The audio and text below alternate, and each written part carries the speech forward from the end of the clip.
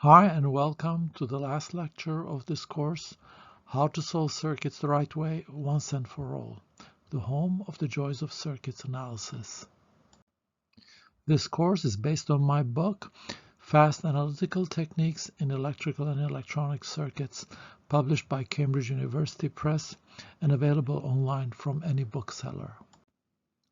In this video, I'm going to demonstrate the 4 extra element theorem using the frequency response of a cascode MOSFET amplifier. The cascode amplifier, which we're going to analyze, is shown here. It is loaded with a current source that is modeled by a DC current source IDD, an output resistance R, and an output capacitance C. The model, which we're going to use for the MOSFETs, is its high-frequency model shown here. It has 5 capacitances, an output resistance R0, and 2 dependent current sources, 2 transconductances. When the MOSFETs are replaced with their high-frequency models, we obtain the following equivalent circuit model for the cascode amplifier. In it, C1, C2, C3, and C4 represent a combination of the capacitances of the individual MOSFETs. GM1 is the transconductance of the bottom MOSFET whose gate is shorted to the substrate. GM2 represents the transconductance of the top MOSFET plus the parasitic transconductance of the top MOSFET with respect to the source to base voltage. Well, we are now going to determine the frequency response of the cascode amplifier using the 4 extra element theorem. Notice that the 4 capacitors that we have are not all linearly independent. Only 3 of them are. Because C1, C2, C3, as you can see, C1, C3, C2 are in a loop, and only 2 of those are linearly independent. So when we apply the 4 extra element theorem, we're going to find out that the fourth order term, is going to be 0. We begin with the reference circuit in which we take out all the reactive elements. Now, a good choice of taking out all 4 capacitors is an open circuit, so that the reference states of ports 1, 3, 2, and 4 is an open circuit. Now, the reason this is a good choice is because the reference gain of this circuit, of this reference circuit, corresponds to the low frequency asymptote of the voltage transfer function that we are solving for. So, we begin to determine A0 using the extra element theorem on GM2. That is to say, I'm not going to write loop equations for this reference circuit to determine A0. Instead, I'm going to apply the extra element theorem for the dependent source GM2, because that's going to be a faster way of arriving at 0 than writing loop equations, as you will see now. So, if I let GM2 go to infinity, that is to say, take the reference state of GM2 as infinite, you will see that the voltage that it depends on, V2, will shrink to 0. If V2 shrinks to 0, then there will be no current flowing through R01 because V2 is the voltage across R01, and if that is gone to 0, this current here, which is GM1 V1 or GM1 Vin, because Vin is the same as V1, there is no current flow here either, so Vin corresponds to V1. GM1 V1 becomes equal to GM1 Vin, and that current flows past this resistor R01 and into the output resistor R. So with GM2 going to infinity, V2 goes to 0, and the output current equals to minus GM1 Vin. Follows that the output voltage is minus GM1 Vin times R, and it follows that A0 with GM2 infinity equals to minus GM1 R. So we solved for A0 with GM2 gone to infinity just by inspection. We didn't have to do any algebra. Next, we determine the inverse gain, G bar, with respect to GM2 with the excitation of the transfer function A0 set equal to 0. And that means you put a short here.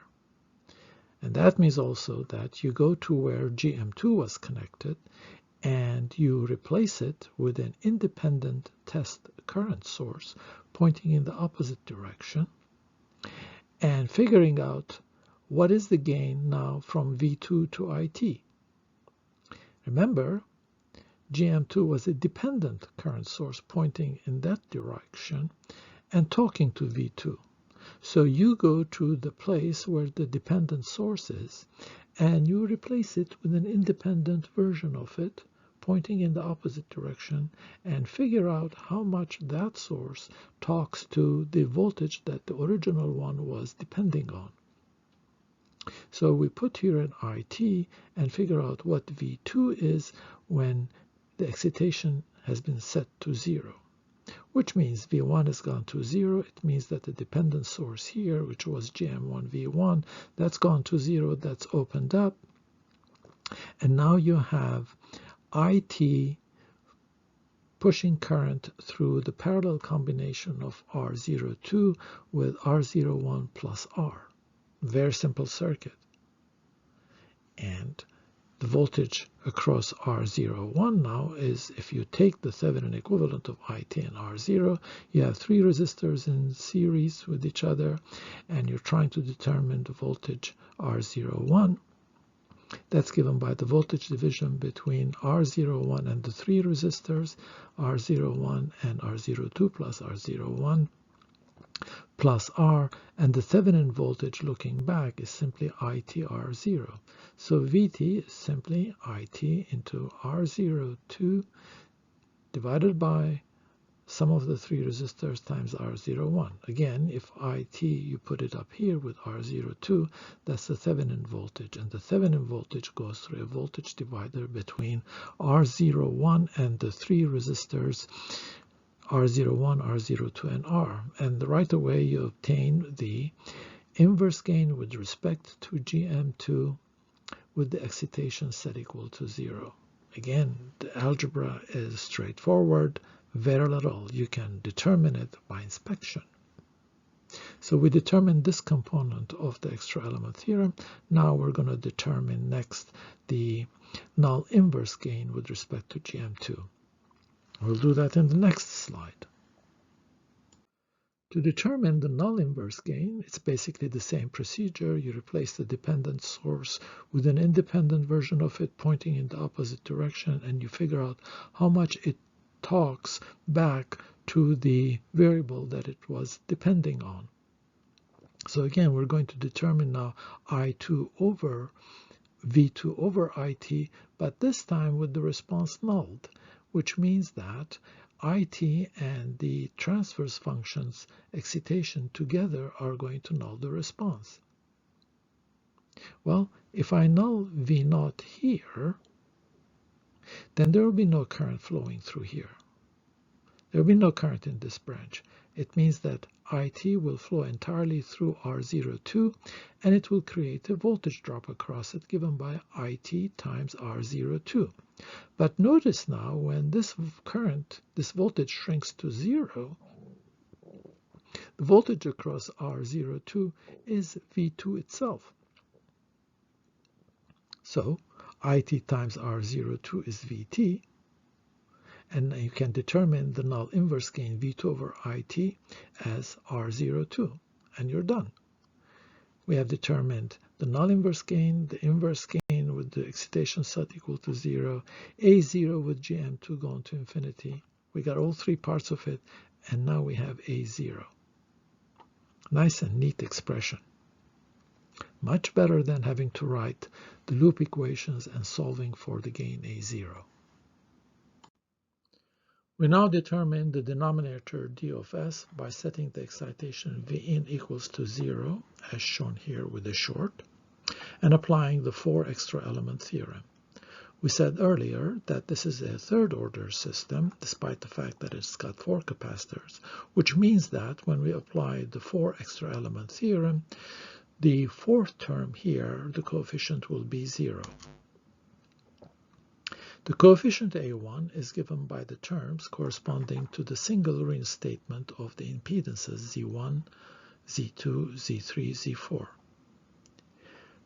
The resistances R1, R2, R3, R4 here are the driving point impedances looking through the individual ports back into the network, while the other 3 ports are in their reference state, which is an open circuit.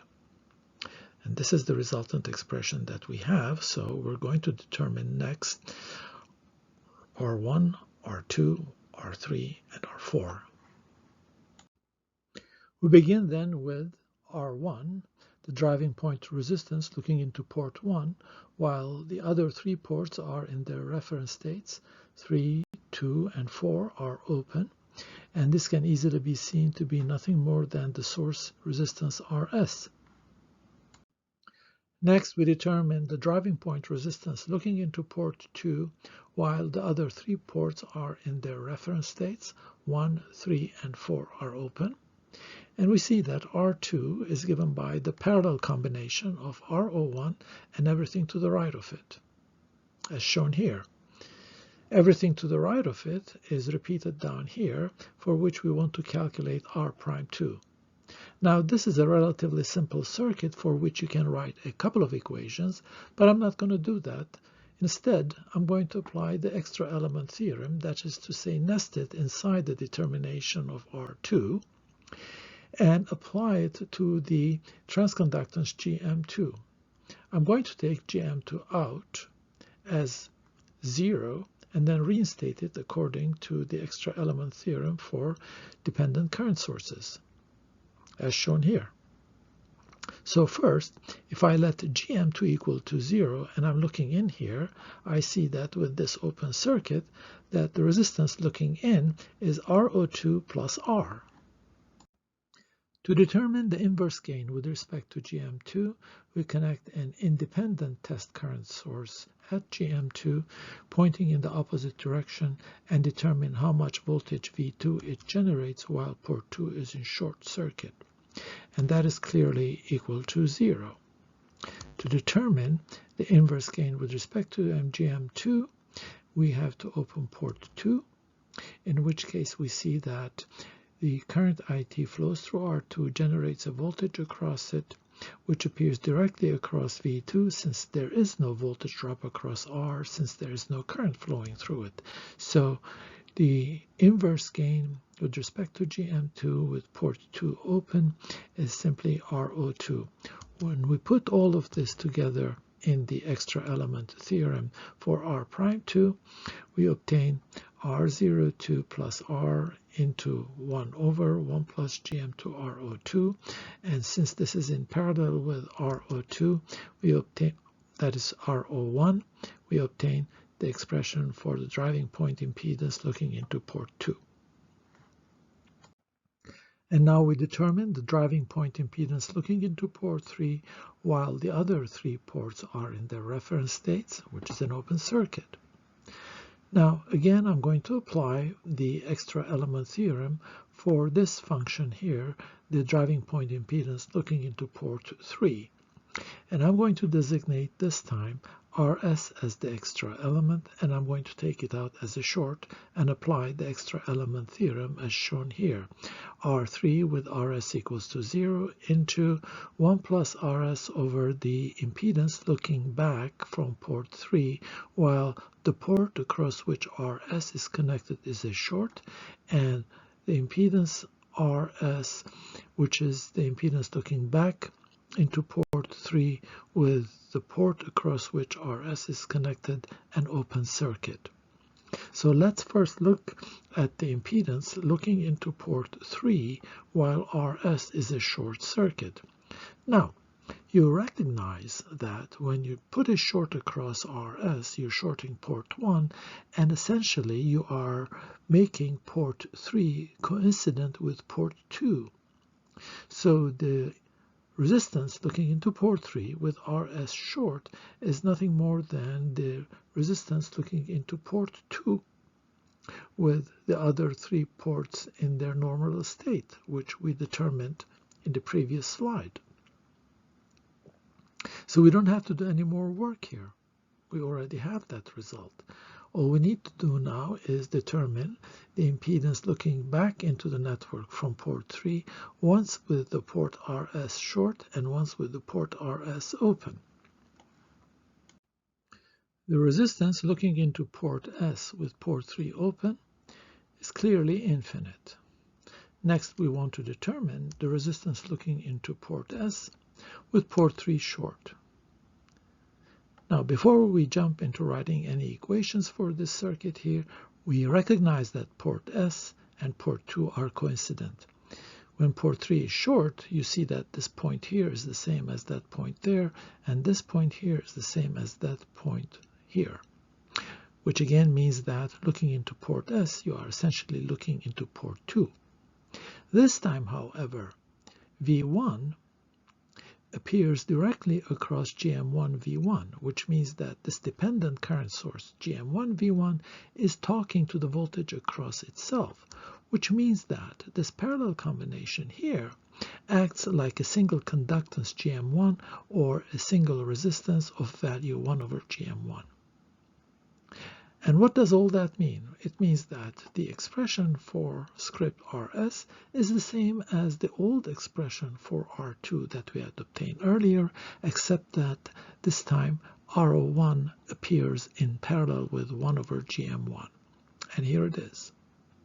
This was our old expression of R2, and now RO1 is appearing in parallel with 1 over GM1. That's it. We now substitute our results in the expression of the extra element theorem for R3, which we had written down earlier, and we see that since RS here was infinite, this drops out, and R3 is really the old R2 modified by 1 plus RS over script RS. And 1 over RS here really, according to what we had determined earlier, is simply GM1 plus 1 over R2. These two are in parallel, therefore their conductances add up, which is what we're doing here. And when we refactor these terms here, we get our expression for R3, in which here R2 we substitute the result that we had obtained earlier. And that concludes R3. Finally, we determine the driving point resistance looking into port 4 with the remaining ports in their reference state, an open circuit. We see that R4 is given by the parallel combination of R and the resistance of the remaining part of the circuit. That part of the circuit is repeated down here, and its resistance looking into that port is denoted as R'4. So R4 is the parallel combination of R with R'4. To determine R'4, I'll apply the extra element theorem for GM2, the dependent current source, and I'll set GM2 equal to 0 first and say that R'4 is RO2 plus RO1. If GM2 is 0, that's not there, and clearly R'4 is nothing more than RO1 plus RO2. Then I'll reinstate GM2 according to the extra element theorem, 1 plus GM2 times the null inverse gain divided by 1 plus GM2 times the inverse gain. The null inverse gain is determined by replacing the dependent source with an independent current source pointing in the opposite direction and seeing or determining how much V2 that generates with this port short. And that's quite easy to see. If I short this port, RO2 is in parallel with RO1, and that is in parallel with that current source connected here pointing in the opposite direction, so that V2 is simply that current source times the parallel combination of RO1 with RO2. Hence, V2 over IT is simply going to be RO1 parallel RO2. Now, The inverse gain with this port open is clearly 0, because if I connect the test current source here, the voltage that it will generate across RO2 will remain there while this port is open, and V2 will be 0. So this is 0. And therefore R prime 4 is determined right away as RO1 plus RO2 into 1 plus GM2 times the parallel combination of RO1, RO2. I can rewrite this expression slightly neater form, and this is fine as it is, but because RO1 parallel RO2 is the product of RO1, RO2 divided by RO1 plus RO2, there's a slight simplification that we can do, and that will take us from this step to this step here. And when we replace this into R4, we get the complete expression for R4. And that determines the final port resistance R4. Hence, the coefficient A1 is given by the sum of the 4 time constants formed by the capacitors C1 through C4, where we have determined each of R1, R2, R3, and R4. When we perform those substitutions, we get the following analytical expression for A1. And now we move on to the coefficient A2, which is given by the product of 2 time constants taken a pair at a time, as shown here. And for example, in the first one here, we have C1R1, which is the one we had determined earlier for A1. The time constant this time that's formed by C2 is given by C2 multiplied with the driving point resistance looking into port 2, which is the port across which capacitor C2 is connected, but this time port 1, the port that it is being paired with, is in the opposite state of its reference state. So we have to determine now R21, R31, so on and so forth.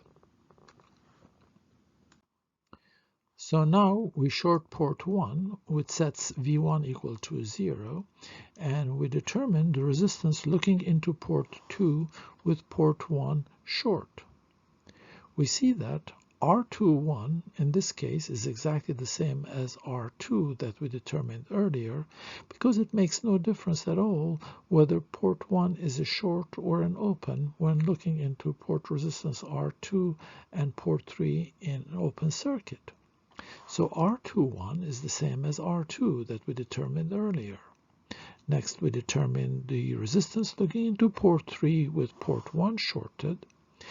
But this time we see that port 3 and port 2 are coincident. You see that this terminal is the same as that terminal there, and this terminal here through this short is the same as that terminal there. So port 3 and port 2 are coincident, and R31 is again the same as R2. Finally, we look into port 4 with port 1 is short, and again we see that this is the same as R4 that we determined earlier, because it makes no difference whether port 1 is a short or an open, while this port 3 is an open circuit. So R41 turns out to be R4.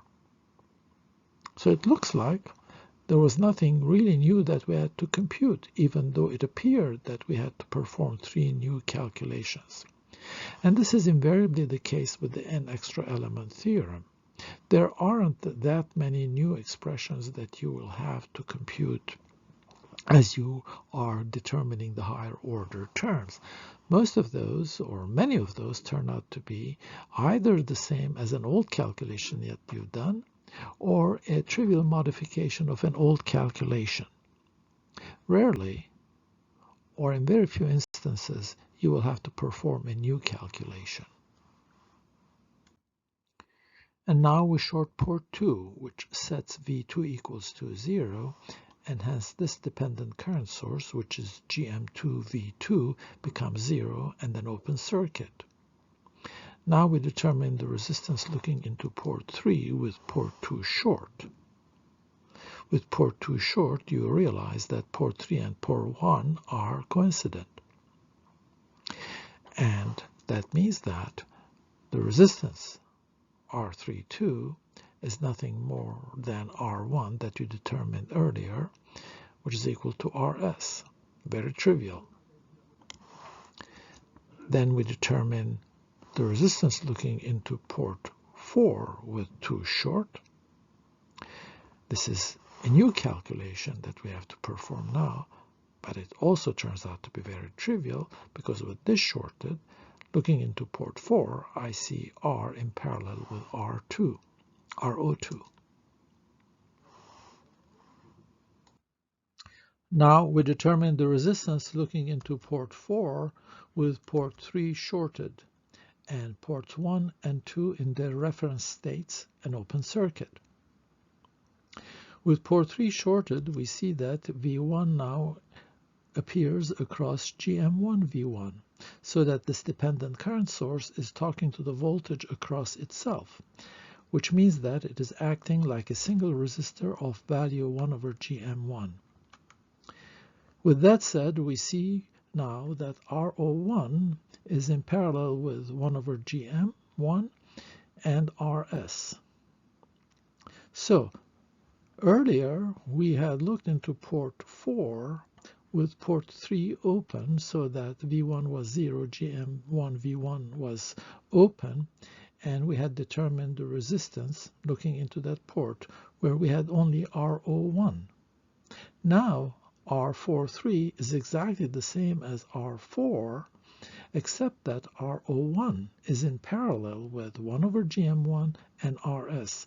Hence R43 is derivable from R4 by replacing RO1 with RO1 in parallel with RS in parallel with 1 over GM1.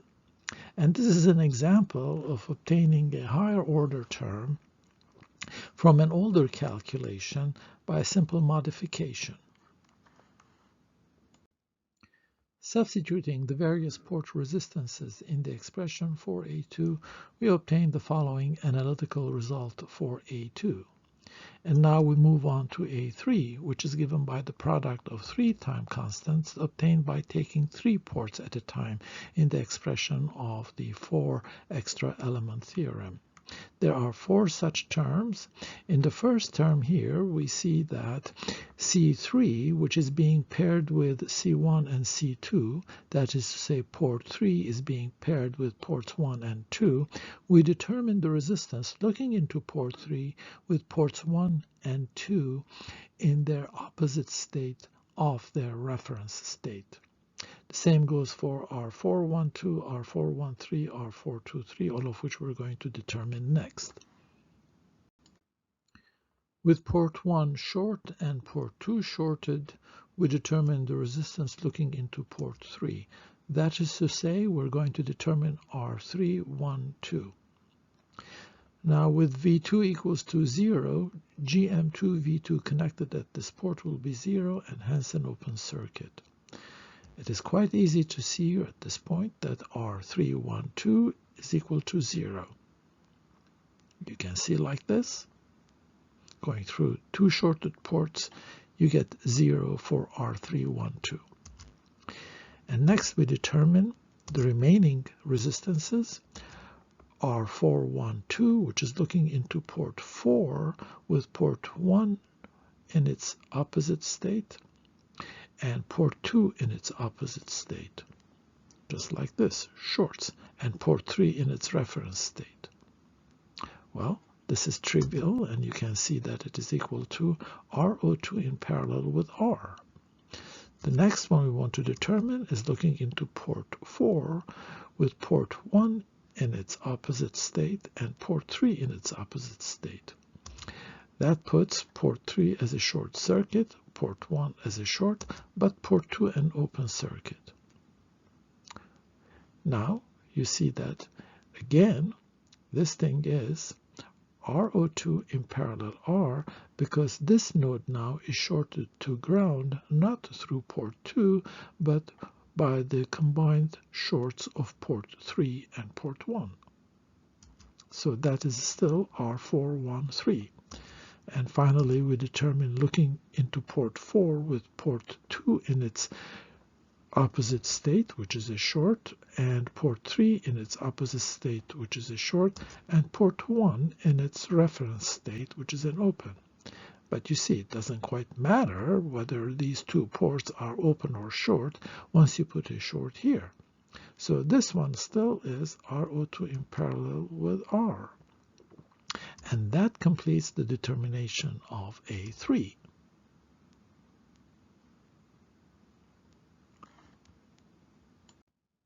And lastly, we take all 4 ports together so that we're going to look into port 4 with the other 3 ports in the opposite state of their reference states, which is a short circuit. And this one also turns out to be RO2 in parallel with R. Now, since R312 equals to 0, it follows that A4, as expected, turns out to be 0 because this is finite. This is finite. R312 we determined in the previous slide was 0. R4123 is finite. So the product of 3 finites with 1 0 is still a 0. Now you would possibly wonder, why is it that we went ahead and determined this resistance here when we already knew that R312 was 0?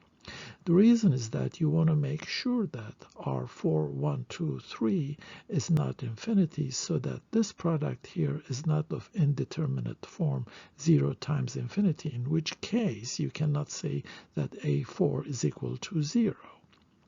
Now, if that had happened, what you would have had to do was interchange the order in which you were taking 3 and 4.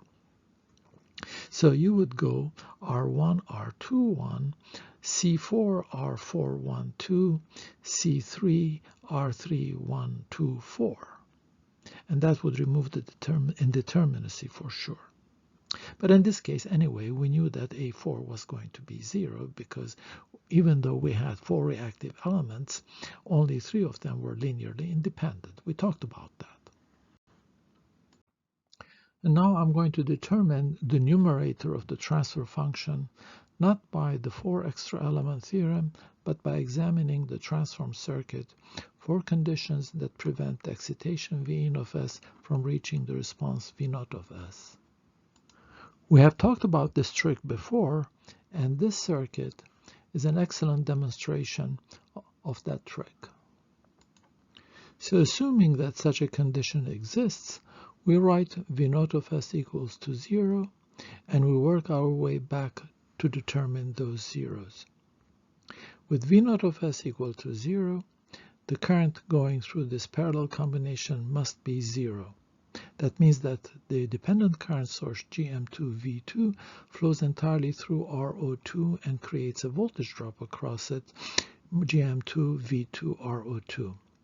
But also, since V0 of S is 0, this voltage appears exactly across C2 and is equal to V2. And we write that down.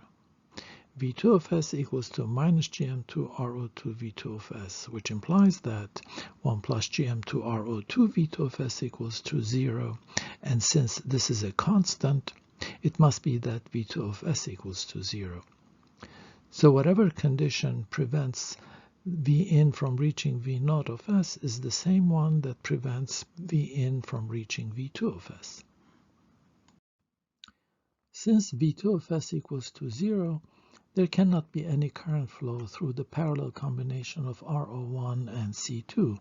That means this current here, IS, equals to 0. That means that GM1V1 flows entirely through C3, generating a voltage across it, GM1V1 times 1 over SC3. This voltage here now is going to be the same as the voltage across C1, since V2 of S equals to 0. And when we write that down, we obtain the condition in the network that prevents the excitation from reaching the response. V1 of S is not 0, that's the voltage here, because the excitation is not 0, that's exciting this branch here. So it must be that this is 0. And in fact, that is the 0 of your transfer function that you were looking for. The transfer function now is completely determined, And here are the analytical results. This is the low frequency gain, this is the 0, and this is the expression for A1 that we worked out, and here's the expression for A2 and the expression for A3. Here's now an LT-SPICE simulation of our cascode amplifier. These are the parameters of the MOSFETs at a bias current of 100 milliamps and a drain to source voltage of 5 volts. These are the computed parameters in the circuit model, and this is the transfer function that we obtain. The numerically computed transfer function is shown here. The low frequency asymptote is 62.3 dBs. That's about right. We can see that here. There's a right half plane 0 at 1.56 gigahertz. The coefficients A1, A2, A3 are computed as shown. The numerical solution for the dominant and the high frequency poles are 127 kilohertz. You can see that here.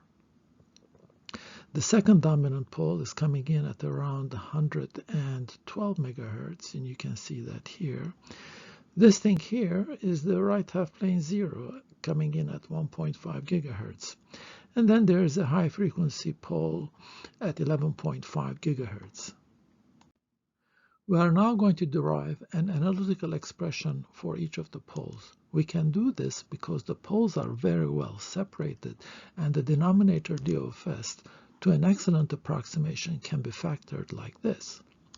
So the dominant pole is given by the reciprocal of A1, in which if we use the numerical value of A1, we find out that turns out to be 129.5 kilohertz, which is in good agreement with the root of the DOFS obtained by the numerical solution. Likewise, for the second pole, we find that this approximate value here, A1 over A2, gives 112 megahertz. That too is in very good agreement with the numerical solution. And likewise for the third pole, which comes in at 11.5 gigahertz, given by A2 over A3. Well, now that we've established this approximation works out well for the factoring, we will use the analytical expressions of A1, A2, and A3 to obtain analytical expressions for the dominant, second, and third poles. So if we retain the most two significant components of A1, which we can do by checking its terms numerically, we obtain the following analytical expression for the dominant pole. And if you evaluate this approximate analytical expression, you find that it's equal to 127 kilohertz, which is very close to the actual numerical solution. Likewise, for the second and third poles, you get the simplified solutions for these poles, which indeed also agree very well with the numerical solutions.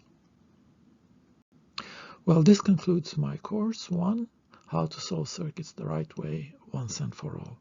I hope you appreciated the analytical techniques that I taught in this course, the meaningful answers that you get from these techniques, and how you approximate them. Thank you.